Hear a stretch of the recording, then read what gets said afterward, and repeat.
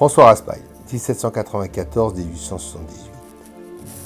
Raspail reste dans les mémoires ce grand touche-à-tout de génie. Il était à la fois chimiste, biologiste, physicien, médecin, vétérinaire, astronome, violoniste, naturaliste, météorologue, paléontologue, journaliste, dessinateur et homme politique. La science lui doit sa description des réactions chimiques à l'intérieur des cellules vivantes et la médecine lui doit la découverte des microbes, l'eau sédative et l'usage du camphre.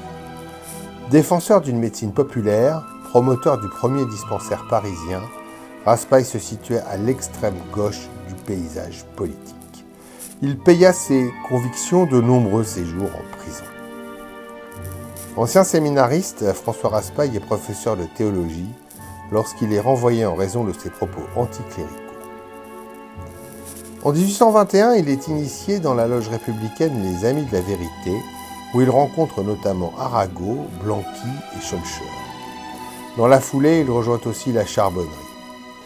Il est aussi membre d'une autre loge, les Amis bienfaisants et imitateurs d'Osiris réunis, dont il est l'orateur et pour laquelle il rédige un pastiche poétique sur le voyage d'Orphée, ainsi qu'un discours, Sainte Liberté, pour la loge féminine d'adoption Les Sœurs d'Osiris, l'une des rares loges d'adoption survivantes à la répression antimaçonnique de 1820.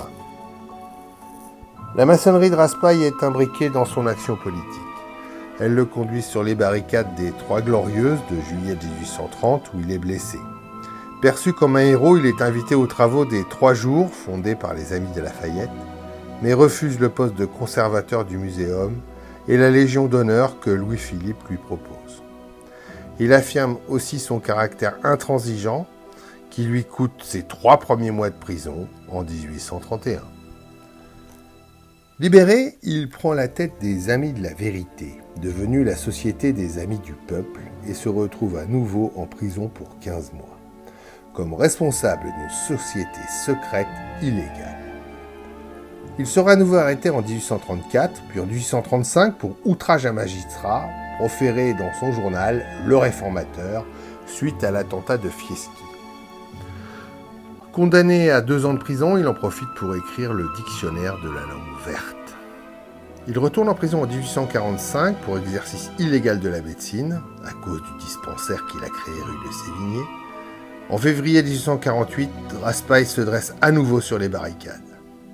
Mais tandis que ses frères obtiennent des portefeuilles, Raspail écope en mai d'une condamnation pour sa participation supposée à la conspiration contre le gouvernement de la République.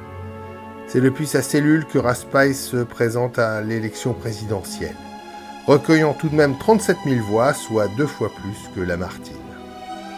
Bonaparte le contraint à l'exil en Belgique entre 1851 et 1862.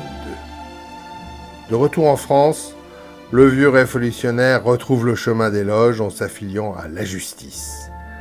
La maçonnerie lyonnaise soutient sa candidature au corps législatif en 1869. Il est élu député pour la première fois à l'âge de 75 ans. Pour autant, Raspail garde la verdeur de ses idées. Ses prises de position contre la répression des communards par les Versaillais lui coûteront encore 2 années de liberté. Réélu député en 1876 et en 1877, il mourra l'année suivante. Ses obsèques civiles seront suivies par 100 000 personnes et toute la maçonnerie républicaine.